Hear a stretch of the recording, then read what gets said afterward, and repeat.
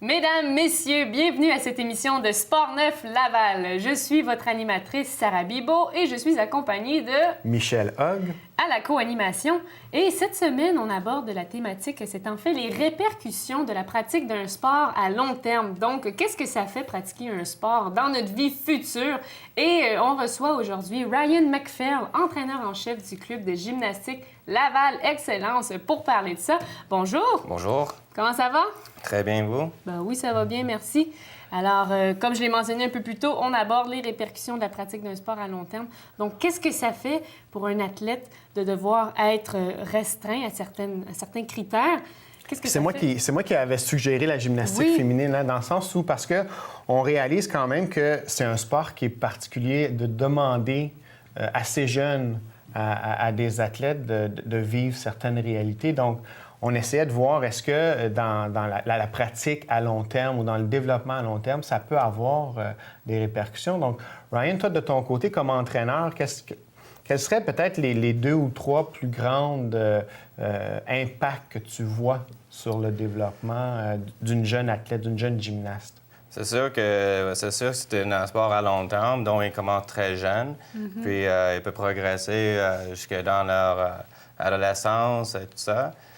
Les choses qu'on voit, l'effet le plus gros qu'on voit des autres gymnastes compétitifs, c'est qu'ils deviennent très autonomes dans leur vie. Puis une super bonne estime de soi qui vient avec ça. Ils passent à travers plusieurs défis pour atteindre leurs objectifs. Certains éléments sont très difficiles. Ça prend beaucoup de persistance ou la persévérance aussi pour atteindre ces éléments-là. Fait que ça les amène à être patient dans la vie, puis tout est possible. Donc, c'est positif. Ce ne sont pas juste des éléments, comme on peut dire, négatifs. Souvent, la pression de performer, la pression de plaire aussi, d'être bien présenté physiquement, tout ça. Donc, il y a beaucoup de positifs, là, c'est-à-dire la discipline, l'esprit d'équipe, le travail sur soi-même. Ouais. On essaie de l'amener tout sur un aspect positif, mais c'est clair qu'il y a un apprentissage qui vient avec, où ils passent à travers des moments bas pour atteindre les moments hauts aussi. Mais en réalité, on voit que avec un programme qui est bien structuré, puis les enfants qui sont bien disciplinés, souvent ils passent à travers.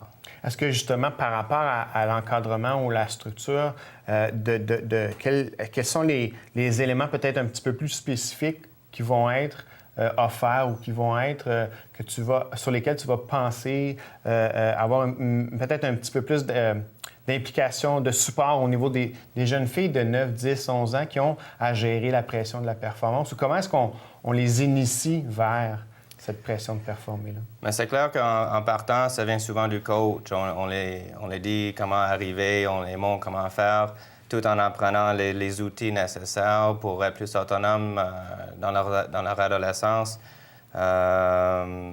Mais souvent, ils font beaucoup d'heures d'entraînement, de 16 à 25 heures par semaine. Puis avec tout ça, ça devient partie de leur vie.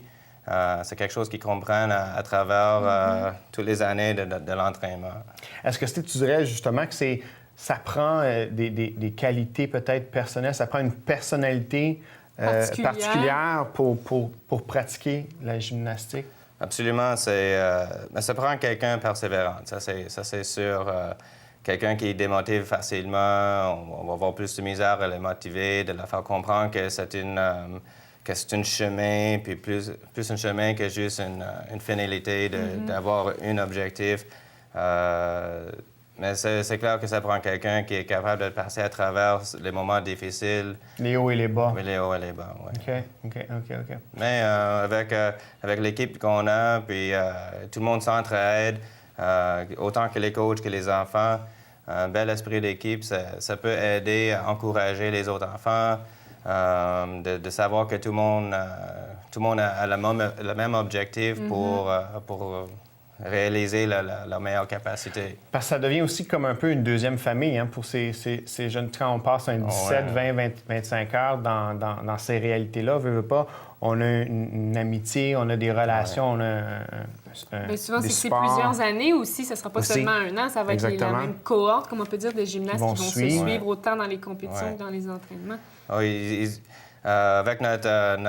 Chez nous, on a un programme sport-études. Fait que non juste, ils font la gymnastique ensemble, ils vont à l'école ensemble. Fait qu'ils se voient 5 jours sur 7, la journée, l'après-midi, 25 heures d'entraînement ensemble, au-dessus des dizaines d'années. C'est clair que c'est une deuxième famille. Puis souvent, on dit on voit les enfants plus que les parents ils voient leurs enfants. Fait que on a un grand rôle à jouer là-dedans. Dans leur vie. Ouais. Quel genre de relation est-ce qu'on développe avec nos athlètes quand on joue presque le rôle de parents? Là? Ce sont de jeunes enfants, des jeunes adolescents qu'on élève presque. Oui, on est tout le temps là. Puis c'est pour ça que les enfants, ils nous regardent avec une grosse estime. Fait que c'est clair qu'on a des role models pour eux autres. Alors, moi, mon objectif, c'est de ne pas juste créer une bonne gymnaste, mais de aussi créer une bonne personne. Fait que si on est capable d'amener cette personne avec des bons pensées, des bonnes valeurs, une bonne estime de soi, mais je pense qu'en ce moment-là, moi, comme coach, j'ai atteint mon objectif. Tu as fait ta job. Oui. Exactement. Ouais, exactement. Donc, c'est vraiment une relation, justement, comme entraîneur, comme supporter, comme parent, comme coach, on joue plusieurs rôles devant ces jeunes athlètes-là. Puis nous autres, on vit aussi les moments bas autant que les moments hauts avec les autres. On n'est pas enlevé de la situation tant telle. On travaille avec eux autres, c'est un cheminement ensemble, puis on est très heureux quand ça arrive, puis on est très, comment je peux dire... Triste quand il y a des moins bons moments. C'est sûr. OK. Est-ce que tu dirais qu'il y a des moyens ou des difficultés que tu as rencontrées comme entraîneur?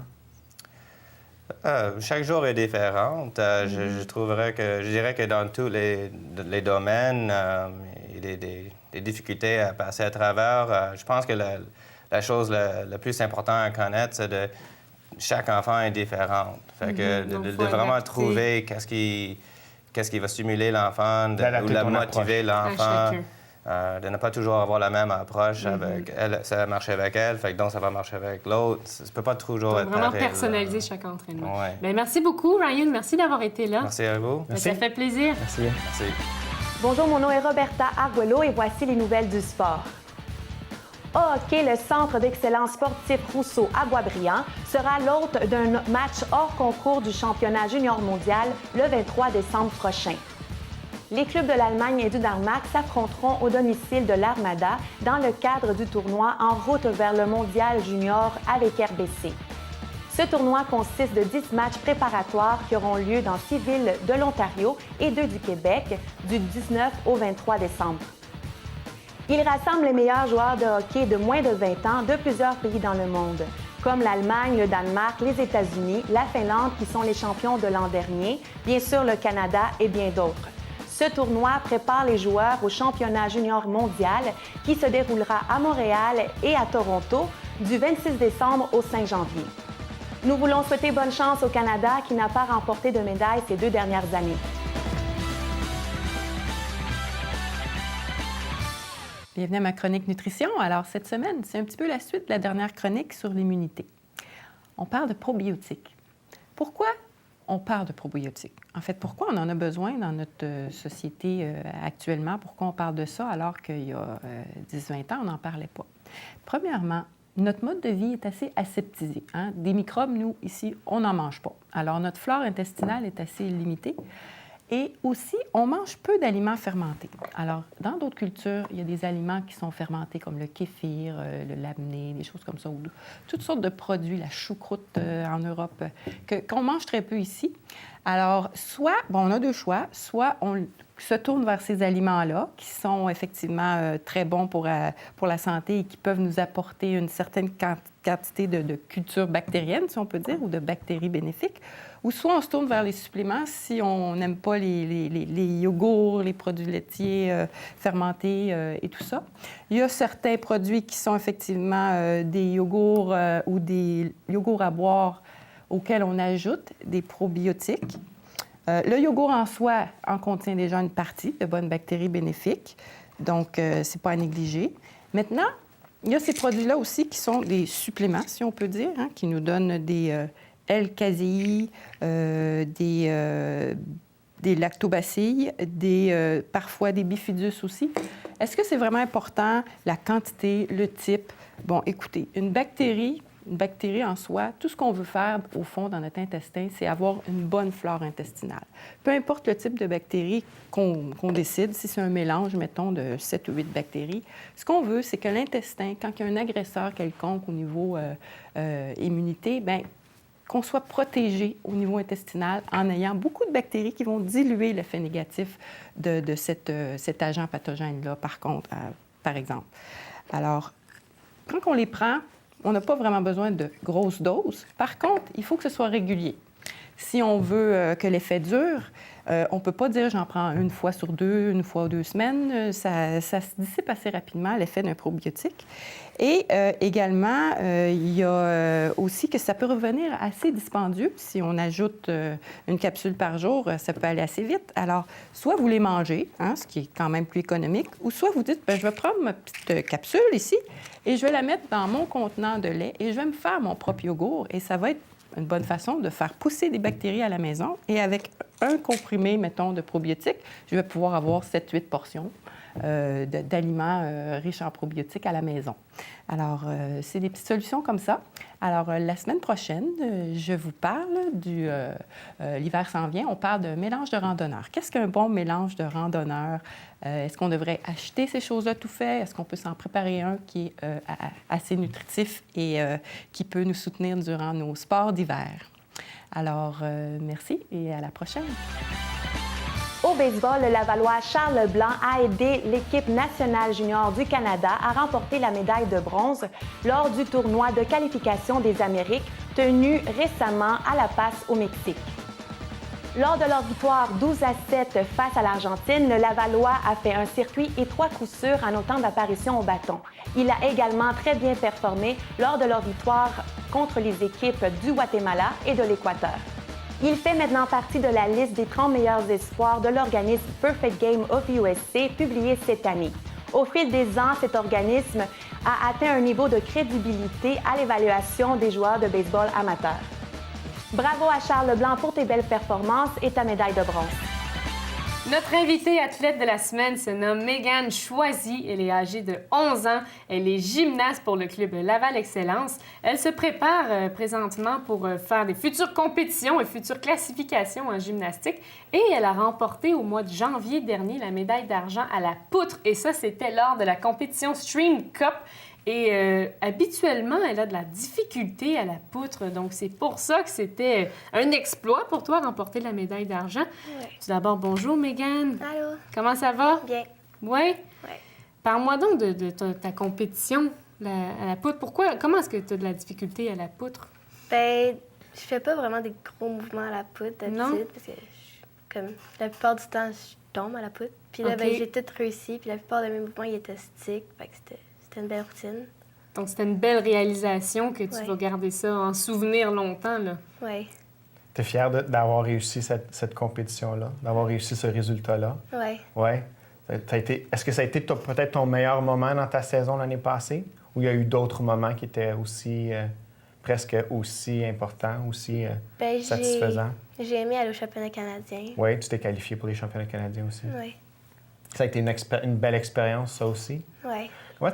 Comment tu qualifierais au niveau de ton parcours, au niveau de la gymnastique? Tu as 11 ans, tu t'es promené à travers, j'imagine, la province, le pays, beaucoup pour des compétitions, des choses comme ça. Est-ce que tu trouves que de t'être engagé dans ce sport-là aussi jeune, ça t'a amené plus d'avantages que d'inconvénients ou de choix ou de décisions à faire? Est-ce que tu penses que c'est plus positif pour toi d'être dans la gymnastique? Ben, oui. Oui, tu trouves que tu vas gagner beaucoup plus? Oui. Est-ce que si tu te comparais peut-être à d'autres, on sait que ça fait une petite famille, hein? C'est comme ta deuxième famille quand on est au niveau de la gymnastique avec le club. Est-ce que tu as l'impression que tu es peut-être différente des autres filles de ton âge? Qui ne font pas de la gymnastique. Oui. Oui? Ouais. Comment est-ce que tu te sens différente de ces filles-là? Ben, je me sens meilleure parce que la plupart des filles de mon âge ne font pas grand-chose. Comme ils restent assis puis ils jouent à des jeux vidéo. Donc, elles ne sont pas aussi actives que Ouais. toi, c'est ce que tu essaies de dire. Oui. Donc, toi, avec la gymnastique, tu pratiques, c'est une discipline de vie que tu pratiques. Est-ce que tu penses que ce que tu apprends présentement dans le milieu de la gymnastique va t'aider plus tard dans ta vie? Plus tard, je vais rester plus active, fait que j'aurai plus de choses à faire puis des choses comme ça. Qu'est-ce que tu penses qui serait l'élément ou l'avantage que tu es en train de découvrir par la gymnastique que tu vas amener avec toi peut-être dans ton travail ou dans ton futur? Je sais pas vraiment, non. Non? Est-ce qu'au niveau de la discipline, au niveau peut-être de continuer à travailler, même s'il y a des difficultés, même si ça va moins bien, c'est des choses qui vont pouvoir te servir plus tard dans ta vie? Oui. Oui. T'as-tu justement surmonté des obstacles? Tu as commencé la gymnastique à quel âge? 6 ans, À en s- compétitif. À 6 ans Sinon, tu as compétitif? commencé plus jeune encore, Ouais. récréatif? Oui. À quel âge, ça? 3 ans, je pense. OK. OK. C'est quand même jeune, là. Imagine, tu es une petite fille, tu as 3 ans, tu commences la gymnastique, tu es en train d'embarquer dans un monde particulier. Donc, ça, veux pas, ça va avoir un impact sur la personne que tu es. Est-ce que tu as le sentiment d'avoir eu justement peut-être un impact de par tes entraîneurs? Tu sais, à 3 ans, 6 ans, tu as commencé la compétition. Donc, comme un peu Ryan nous disait un peu plus tôt, le coach, l'entraîneur passe presque plus de temps avec ses athlètes que l'athlète va passer avec ses parents. parents. Donc, as-tu l'impression justement que tu as eu un bel encadrement, tu as eu des belles relations avec tes entraîneurs? Oui. As-tu la possibilité de rencontrer différents entraîneurs dans ta carrière? Oui. Oui, donc ils t'ont apporté différentes choses aussi. Oui. OK. Est-ce que des fois, tu trouves ça difficile d'être dans le milieu de la gymnastique? Tu dois avoir beaucoup d'entraînement, tu dois avoir une vie disciplinée. Est-ce que tu trouves ça difficile, par exemple, si tu as d'autres copines qui organisent une fête, si le samedi, par exemple, elles font une sortie, puis toi, tu dois t'entraîner? Est-ce que c'est difficile, ça? Ben, des fois, mais je préfère m'entraîner que faire des activités avec mes amis aussi. Fait que c'est correct, là, c'est pas trop difficile. Puis C'est pour- c'est vraiment une passion pour toi, la gymnastique. Tu es à l'aise dans ce milieu-là. Ça répond, ça te permet de te dépasser, ça permet de pousser tes limites. Ouais. Puis comment est-ce que ça... Parce que tu vas à l'école aussi, là, à 11 ans, on va à l'école. Là, tu es en 6e année, c'est ça? Secondaire 1. En secondaire 1, est-ce que le fait de faire de la gymnastique, ça te fait faire des choix particuliers? Par exemple, tu as choisi une école en particulier pour te permettre de pratiquer ton sport? Ouais, ben, parce que je vais en sport-études, fait que je suis obligée d'aller à une école sport-études. Je peux pas aller dans une école normale. Et est-ce que tu aurais aimé ça, aller dans une autre école? Non, c'est correct. Non? C'est correct. Donc, Est-ce que tu as l'impression justement que ce que tu apprends à la gymnastique, tu es capable de le transposer aussi à l'école, que ce soit au niveau de l'organisation, de la discipline, de l'effort? Ouais. Oui. ben, merci beaucoup, Mégane. On va te souhaiter bonne chance pour la suite. Ça serait quoi ton plus grand rêve là, dans ta carrière gymnaste? Aller aux Jeux olympiques. Aux Jeux olympiques? Ben, on te le souhaite, ma belle fille. Merci. Mais merci d'avoir été là. Merci. Et bonne chance. Merci. L'équipe des hockeyeurs lavallois, Bilodeau et Katerina-Kiss, a terminé en 5e place au défi mondial des moins de 17 ans à Sarnia, en Ontario, au début du mois de novembre. Membre de l'équipe canadienne des Blancs lors de cet événement, le défenseur des Foreurs de Val-d'Or, Gabriel Bilodeau, et l'attaquant de l'Armada de Blainville-Boisbriand, Alexander Katerina-Kiss, ont affirmé avoir aimé leur expérience et de revenir avec plus de confiance en eux. Ils sont également fiers d'avoir fait partie de la meilleure équipe canadienne à avoir participé à ce tournoi. Félicitations aux deux Lavallois et nous sommes certains que votre expérience acquise lors de ce championnat vous servira dans l'avenir. Passons maintenant à la chronique Coaching mental CMP où on regarde cette semaine un peu la différence ou le lien entre les limites physiques et les limites mentales. Donc, dans n'importe quel entraînement, que ce soit le CrossFit comme on a vu aujourd'hui, il faut se rendre compte que nos premières limites, les premiers obstacles qu'on va avoir dans notre progression ou dans notre cheminement, c'est beaucoup plus des limites mentales. On va avoir l'impression qu'on a atteint notre seuil de tolérance. On va avoir l'impression qu'on ne peut pas faire une répétition de plus, qu'on ne peut pas faire un autre exercice supplémentaire, alors que notre corps, lui, a la possibilité d'outrepasser, d'aller plus loin, d'aller physiquement plus loin. Donc, c'est beaucoup plus une question, je vous dirais que c'est une question de survie. C'est comme ça que le corps et l'esprit sont connectés, c'est-à-dire que l'esprit va avoir une fonction de nous protéger, de faire en sorte qu'on ne va pas aller à notre limite physique. On ne va pas aller nécessairement pousser trop loin la machine. Donc, c'est important et c'est à notre avantage de réaliser que notre première limite, elle est beaucoup plus mentale. On a eu des gens qui s'entraînaient qui nous ont dit justement qu'une fois qu'ils étaient capables d'outrepasser cette limite-là, d'outrepasser ce premier obstacle-là, il y avait un sentiment de fierté, il y avait un sentiment de réalisation. Donc, c'est important de le réaliser, que ce soit dans un sport comme le CrossFit ou un sport d'endurance. Dans un sport d'endurance, dans un entraînement à long terme, que ce soit, je pense encore au triathlon au niveau du Ironman, je pense aux marathoniens, je pense à des gens qui ont un effort physique soutenu. Ce n'est pas une question de savoir si on va avoir mal ou ce n'est pas une question de savoir si on va avoir un premier réflexe de vouloir arrêter, mais c'est plutôt de savoir quand.